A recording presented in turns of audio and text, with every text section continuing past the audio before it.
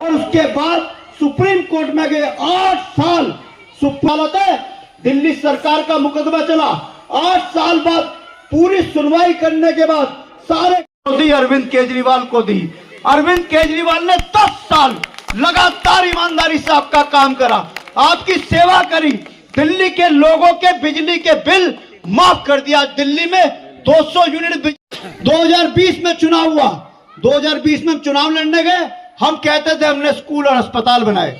Bharatiya Janata party के लोग कहते थे शाहीन बाग, सीएए, एनआरसी। पूरी दिल्ली के चुनाव को इन्होंने सांप्रदायिकता की आग में झकोल दिया। पूरी दिल्ली में कम्युनल एजेंडा चला दिया। ये भारतीय जनता पार्टी के लोग जगह जगह हिंदू मुसलमान करने लग गए और दिल्ली के लोगों ने भारतीय जनता पार्टी की इस चाल को समझ लिया। अमित शाह जो अपने आप में देश के बहुत बड़े नेता है, गृह मंत्री है, वो दिल्ली में घर घर पर्चे बांट रहे थे अरविंद केजरीवाल के खिलाफ। आनंद निकेतन वाले के लिए भी फ्री है, शांति निकेतन वाले के लिए भी फ्री है, झुग्गी वाले के लिए भी फ्री है, कोठी वाले के लिए भी फ्री है। केजरीवाल ऐसा काम करते हैं। अगर 20,000 लीटर पानी फ्री दिया तो सबको दिया, झुग्गी वाले को भी दिया, कोठी वाले को भी दिया। अगर महिलाओं की बसों में यात्रा मुफ्त करी तो झुग्गी वाले की महिलाओं की भी करी और कोठी वालों की भी करी। क्योंकि अरविंद केजरीवाल पूरी दिल्ली को अपना परिवार मानते हैं। वो कहते हैं कि दिल्ली के 2 करोड़ लोग मेरे परिवार की तरह हैं और दिल्ली के 2 करोड़ लोग भी उन्हें अपने बेटा, अपने भाई की तरह मानते हैं। और अरविंद केजरीवाल जी ने बहुत नेक नियत से काम करा, अच्छा काम कर रहे थे, दिल्ली के लोगों के काम कर रहे थे। लेकिन फिर मोदी जी और अमित शाह के पेट में दर्द शुरू हो गया कि ये केजरीवाल गरीब के लिए काम क्यों कर रहा है। इतना कुछ कर दिया, सारी सरकार छीन के एलजी को दे दी, सारी ताकत छीन ली, फिर भी काम नहीं रुक रहे। तो किसी ने कहा कि भी केजरीवाल को उठाकर जेल में डाल दो। इन्होंने मोदी जी और अमित शाह ने केजरीवाल जी को जेल में डाल। इनकलाब, इनकलाब, इनकलाब। मेरी अकेले की आवाज ज्यादा है। इनकलाब, इनकलाब। एक एक बीजेपी वाले के कान के पर्दे हिल जाने चाहिए। जो ये शराब के सौदागरों के साथ यहाँ झंडा लेके घूमते हैं ना, मेरी माताएं बहनें बैठी हैं, कितने नौजवान साथी इस कैंप में शहीद हो गए। शहीद का दर्जा दे दो उनको। अभी इनके उस जहर को पी पी के कितनी मेरी बहनें विधवा हो गई हैं। इनको माफ मत करना। साथ हो मेरे इस लड़ाई में। कौन कौन है मेरे साथ इस लड़ाई में? इस नशाखोरी को बंद करना है। आज मंच पे उपस्थित हूं, सभी का नाम ले सकता हूं, जितने भी साथी यहां खड़े हैं, परंतु किसी एक का छूट जाएगा तो बाद में कहेगा धीरज भाई आपने मेरा नाम नहीं लिया। आज हम इस शास्त्री मार्केट में आपके बीच में वोट मांगने के लिए नहीं आए। सिर्फ आज आपसे छाती ठोक के कह रहे हैं, अगर प्रमिला टोकस ने आपके लिए कुछ काम किया है तो वोट दे देना। मैं कहता हूं बीजेपी वाले किसी नेता में ये दम हो तो कह के देख लेना। आप लोगों को पता है, आप लोगों ने लगातार भाजपा के 3 बार सांसद चुने हैं। 2 बार मीनाक्षी लेखी 10 साल रही, 1 साल अभी बांसुरी स्वराज को हो गया है। क्या हमारे इस नानकपुरा या शास्त्री मार्केट कैंप में कोई 1 रुपए का काम किया है? एक तरफ आपकी वो विधायक है जो दिन रात आपके लिए काम करती रही, चाहे आपकी सुरक्षा के लिए सीसीटीवी कैमरे लगाना हो, चाहे आपकी पानी की लाइनें डलवाना हो, आपकी गलियां बनवाना हो, आपकी नाली बनवाना हो, आपके नानकपुरा में सीवर डलवाना हो, चाहे जो भी काम रहा आपके लिए प्रमिला टोकस दिन रात खड़ी रही। और एक तरफ ये झूठे आदमी हैं। अभी मैं चैलेंज करता हूं इस मंच से कि भाजपा का एक एक नेता बताए जो दिन रात ये साड़ियां बांट रहे हैं, चदरें बांट रहे हैं, पैसे बांट रहे हैं। ये भ्रष्टाचार का पैसा कहां से आया है? ये भ्रष्टाचार का पैसा नहीं है तो जवाब दे। बीजेपी का कैंडिडेट अपने खर्चे में डाले। दिन रात आज वो इस तरीके से लोगों को लुभाने की कोशिश कर रहे हैं। काम करना नहीं है, वोट चाहिए। वोट किस चीज के लिए? आज अगर इस कैंप के अंदर आप चले जाएंगे, सरेआम दारू बिकती है, और वो दारू बेचने वाले बीजेपी के उसी कैंडिडेट के मंच पे खड़े होते हैं। डूब के मरना चाहिए इनको। अगर मैं गलत कह रहा हूं तो मेरी माताएं बहनें बताएं, गलत तो नहीं कह रहा? पक्का? दारू के सौदेकार सारे के सारे भाजपा के साथ हैं, नशा बेचने वाले भाजपा के इस कैंडिडेट के साथ हैं। क्या माफ करोगे ऐसे लोगों को? कितने हमारे भाई बंधु मर गए हैं ये जहर पी पी के। आज आपके पास मौका आया है, गलती मत कर देना, नहीं तो ऐसे ये अभी घनेंद्र भारद्वाज जी आपको बता रहे थे कि किस प्रकार से आपकी बिजली, पानी, शिक्षा, स्वास्थ्य इन लोगों से चिढ़ते हैं। आपको एक वाक्य याद होगा, अभी हमने हर महिला को 2100 रुपए देने का क्या वायदा किया? बीजेपी के लोगों को पेट में दर्द हो गया, सबको दिन रात वोट ही वोट, वोट ही वोट दिखाई देने लगे। तो सरेआम दिल्ली के अंदर नोट बांटने का काम शुरू कर दिया कि नोट दे रहे हैं, नोट दे रहे हैं। ये नोट कहां से आए? एक एनजीओ है, और चुनाव जीतने के लिए आज लालच देने के लिए अलग अलग कर्म कर रहे हैं। परंतु हम आपके बीच में हाथ जोड़ के आए हैं। हमारे पास चद्दर नहीं है, साड़ी नहीं है, हमारे पास पैसे नहीं है। हम आपसे हाथ जोड़ के सिर्फ ये कह सकते हैं, हम आपके घर की बिजली ठीक रखेंगे, हम आपके घर का पानी ठीक रखेंगे, हम आपके बच्चे को शिक्षा देंगे, हम आपको अच्छी स्वास्थ्य सेवाएं देंगे, हम आपके हर दुख सुख में खड़े रहेंगे। ये लोग 21 राज्यों में इनकी सरकार है, कहीं भी ना बिजली फ्री है, ना किसी बच्चे को अच्छी शिक्षा दे रहे हैं, ना कहीं दवाइयां फ्री हैं, नहीं कहीं इलाज फ्री है। तय आप लोगों को करना है कि लोग कौन चुन रहे हैं। एक तरफ वो फर्मीला टोकस है जो दिन रात आपके लिए काम करती है, एक तरफ ये फर्जी भाजपा वाले हैं जो नशे के सौदागरों के साथ खड़े होते हैं। तो आपको तय करना है। हमारे बीच में परिचय के मोहताज नहीं है, तो एक बार जोरदार तालियों से भाई संजय सिंह जी का स्वागत कीजिए। और वो तालियां भी उतनी होनी चाहिए जैसे आपके लिए शेर की तरह दहाड़ते हैं। कितनी बार इनको राज्यसभा से इनका निलंबन किया गया। नेता राज्यसभा सांसद भाई संजय सिंह जी, हमारे राष्ट्रीय प्रवक्ता भाई घनेंद्र भाट, नमस्कार। देखिए, आप सब इंतजार करते भाई संजय सिंह जी का। मैं आप सभी का ज्यादा समय नहीं लूंगी क्योंकि आप उनके विचार सुनने के लिए आए हैं। मेरे तो आप सुनते ही रहते हैं, तो मैं अपनी बात को 5 मिनट में समाप्त करके भाई संजय सिंह जी को सुनेंगे। जिस प्रकार से श्री अरविंद केजरीवाल जी ने पूरी दिल्ली के लिए काम किया है, एक भाई बनके, एक बेटा बनके, ऐसे ही हमने अपने आर के पुरम विधानसभा में काम किया है, एक बेटी बनके, एक बहन बनके, एक, क्योंकि हम अपने पूरे आर के पुरम को एक परिवार की तरह देखते हैं। श्री अरविंद केजरीवाल जी ने पूरी दिल्ली को एक परिवार की तरह देखते हैं, इसलिए ये इतने काम संभव हो पाए हैं। अगर वो एक नेता होते तो इतने काम संभव नहीं होते। बेटी हो सकती है जो एक पूरी दिल्ली को, जिस प्रकार से श्री अरविंद केजरीवाल जी ने एक परिवार माना है, ऐसे ही हमारा आर के पुरम में एक परिवार है।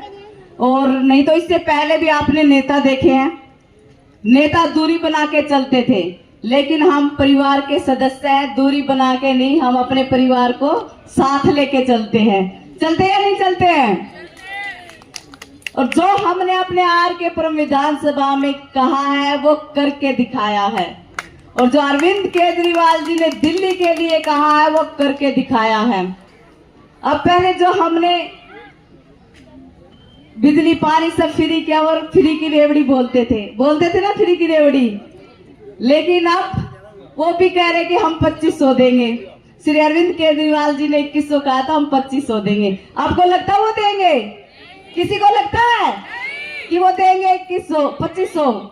और अरविंद जी, सबको लगता है अरविंद जी ने जो कहा वो करके दिखाया है।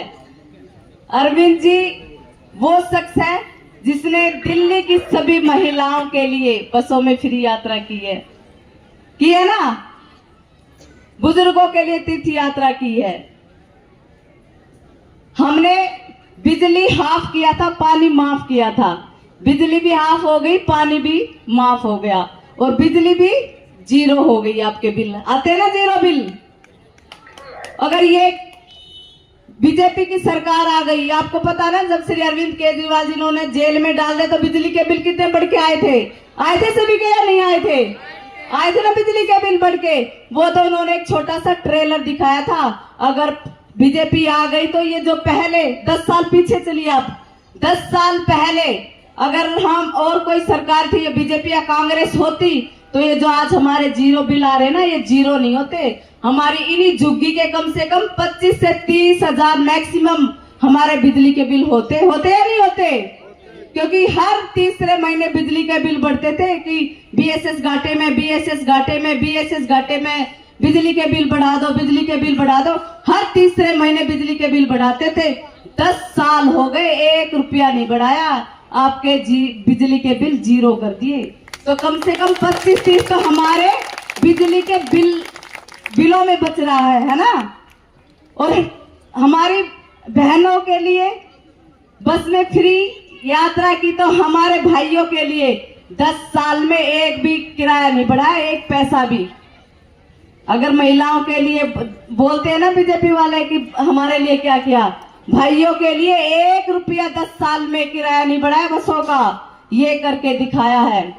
और अब आप सभी को खुशी होगी कि जो हमारे स्टूडेंट हैं उनके लिए भी बसों में फ्री हो जाएगा जब आप श्री अरविंद केजरीवाल जी को लेके आएंगे।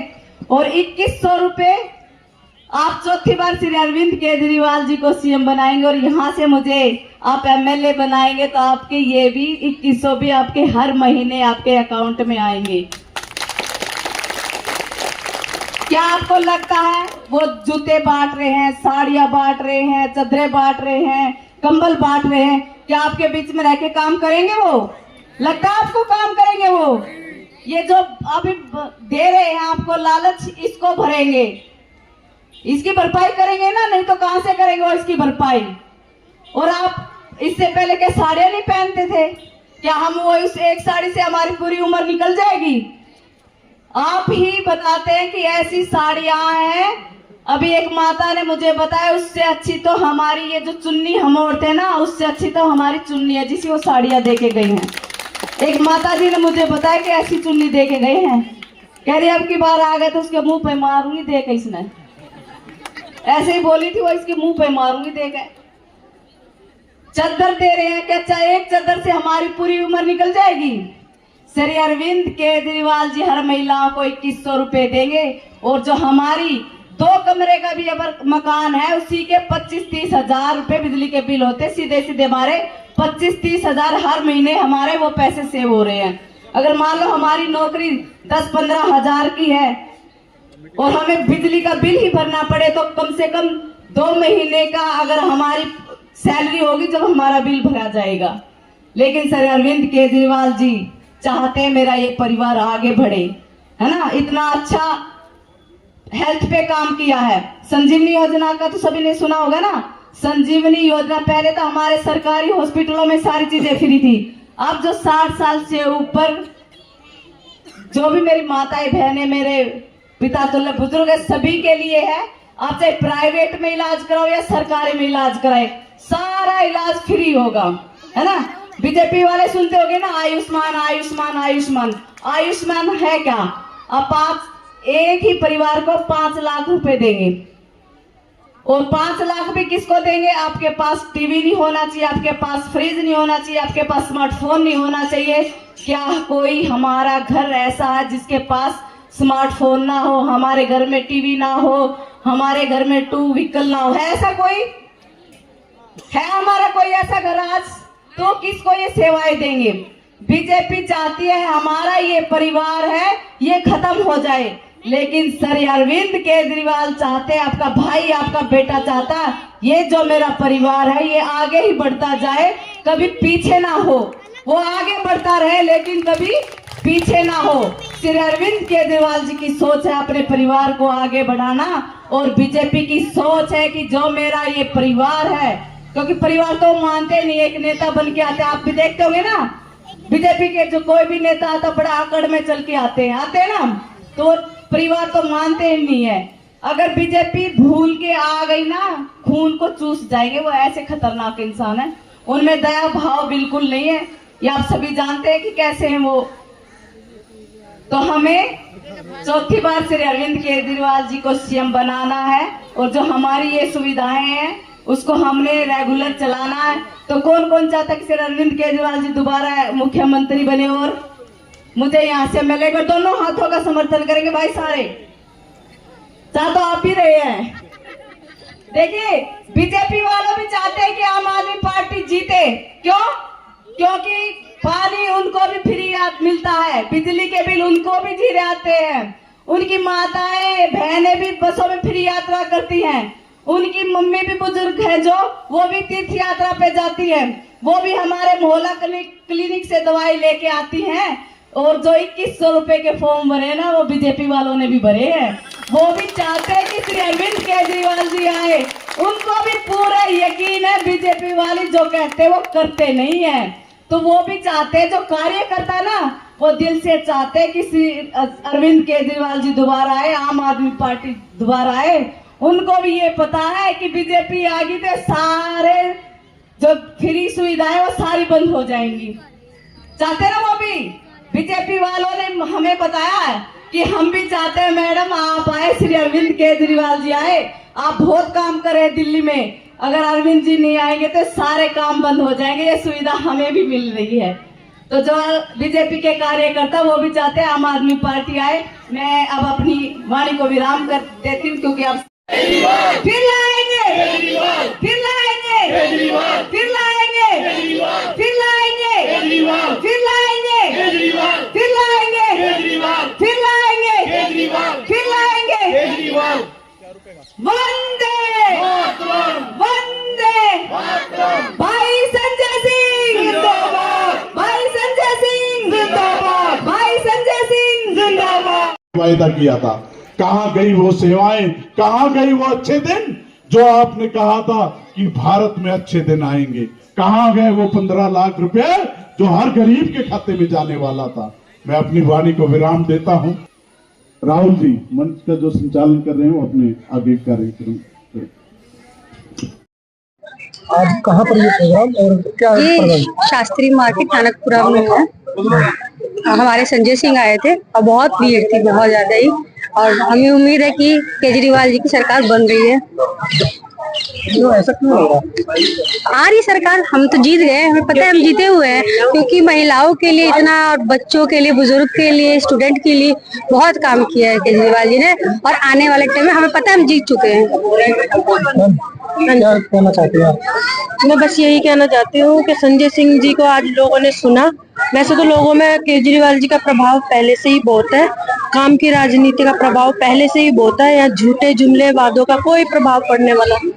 RK पुरम विधानसभा प्रमिला धीरज टोकर जी पहले से ही जीत चुकी हैं। तो हम ये बस यही कहेंगे कि आने वाले समय में हमारे केजरीवाल जी अपनी सरकार पूरी बहुमत से बना रहे हैं। क्या कहना चाहते हैं?